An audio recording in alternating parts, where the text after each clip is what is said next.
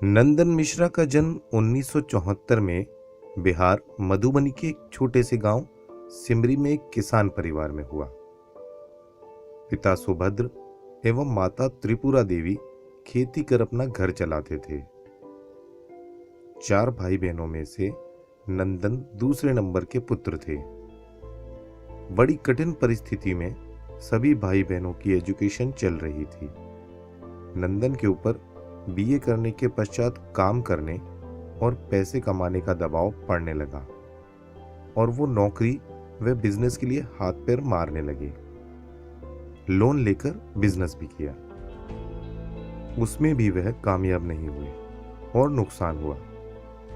Private नौकरी बोकारो झारखंड में कर रहे थे। तभी रेल में सफर के दौरान एक अजनबी ने आरसीएम का प्लान बताया। वो अजनबी आरसीएम के सफलतम लीडर आनंदत्यो मिश्रा थे। नंदन को समझ आ गया कि यह बिजनेस उनके लिए ही बना है, क्योंकि इस बिजनेस की शुरुआत करने के लिए पूंजी और दुकान की जरूरत नहीं थी। नंदन ने इस बिजनेस को करना शुरू किया और प्राइवेट नौकरी छोड़ दी। घर वाले इस फैसले से खुश नहीं थे। पत्नी कल्याणी और उन पर दबाव बढ़ने लगा। यह दबाव उनको और मेहनत करने के लिए प्रेरित करता था। 2005 में नंदन को आरसीएम से पहली इनकम मात्र 527 रुपए मिली। 2008 में वो रॉयल्टी पर पहुंचे और नंदन आज आरसीएम के brand new Ruby pin achiever है।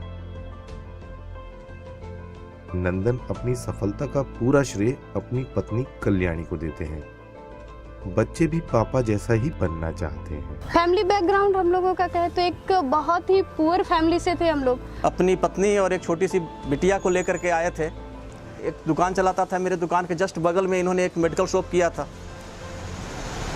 धीरे धीरे जानकारी हुई कि दुकान इनकी अच्छी नहीं चलती थी, पैसे की हमेशा तंगी रहती थी, बहुत ही भाग दौड़ वाली जिंदगी इनकी हुआ करती थी।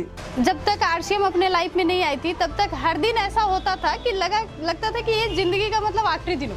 आर्थिक स्थिति भी बहुत अच्छी नहीं थी हमारी, कहने को तो बैंक में जॉब थी, बहुत स्ट्रगल सर कर रहे थे, अलग अलग तरह के काम कर रहे थे। मैं भी सिलाई वगैरह करती थी, कुछ न कुछ करती रहती थी, लेकिन इसके बावजूद भी मेरे जो ससुराल में सास ससुर को खुश नहीं रख पाती थी, क्योंकि लोगों का जो डिमांड था हम लोग उस डिमांड को पूरा नहीं कर पाते थे। कुछ स्ट्रगल शुरुआत में हुई और इसमें स्ट्रगल से बचने के लिए मैंने ऑडियो कैसेट जो है ना, अपने आप को बचाने के लिए मैं डेली यूज करता गया। हमारी जो लाइफ थी, एक मोपेड गाड़ी हमारे पास हुआ करती थी। ऐसी गाड़ी थी कि कभी कभी हम लोग जब उसमें चलते थे तो आधे रास्ते में उतर करके पीछे से धक्का देना पड़ता था। लाइफ स्टाइल ऐसा क्या है कि अगर कहीं किसी पार्टी में जाना हो, कोई शादी वगैरह अटेंड करना हो, तो ये दिमाग लगाना पड़ता था कि किसी रिश्तेदार से सारी उधार ले लो 2 दिन के लिए। ये कैपेसिटी आज आरसीएम बिजनेस ने दिया है कि इनके बच्चे जिस चीज पे उंगली रख देते हैं, सर ने कभी मना नहीं किया। आरसीएम से वो लाइफ मिला है कि आज अगर कहीं हम लोग घर से निकलते हैं तो कार में ही घूमते हैं। यहाँ तक कि मेरे बच्चे जानते भी नहीं है कि ट्रेन में स्लीपर क्लास कैसा होता है। कभी वो लोग ऑटो में, टेकर में सफ़र ही नहीं करते, अभी कार में, हवाई जहाज से ही सफ़र करते हैं हम लोग। हमको कहीं भी जाके घूमना बहुत पसंद है और आजकल हम बहुत जगह घूमे हैं अपने फैमिली के साथ। अब मनचाहा अपना घर है, मनचाहा अपने पास गाड़ियां हैं, मनचाहा पैसा है, अब जो चीज़ चाहते हैं वो कर लेते हैं। मेरा सपना था बचपन का कि मैं विदेश यात्रा करूं, अभी स्विट्जरलैंड। फिल्मों में देखा करती थी, स्विट्जरलैंड का सीन बहुत अच्छा होता था। जब मैंने सर को बताया कि मुझे स्विट्जरलैंड जाना है तो सर बहुत हंसे और सर बोले कि हमारी जो स्थिति है उस स्थिति में मैं ज़्यादा से ज़्यादा विदेश तुम्हें नेपाल तक लेकर के जा सकता हूँ। लेकिन आज जब आरसीएम से पहली बार मौका मिली जाने का विदेश, तो स्विट्जरलैंड का टूर हम लोगों ने किया, काफ़ी एंजॉय किया। मुझे पापा जैसा बनना है और डायमंड भी बनना है। और मुझे बहुत गर्व होता है कि मुझे इनकी पत्नी के नाम से जानते हैं। से अब एक अच्छा लाइफस्टाइल जी रही हूँ और अभी मेरे स्टेट के सबसे अच्छे स्कूल में हूँ मैं। और मैं पापा के बारे में क्या बोलूँ, मेरे पापा is a very laborious person, बहुत मेहनती हैं, ऑनेस्ट हैं और शायद मेरे लिए मेरे पापा मेरे हीरो हैं।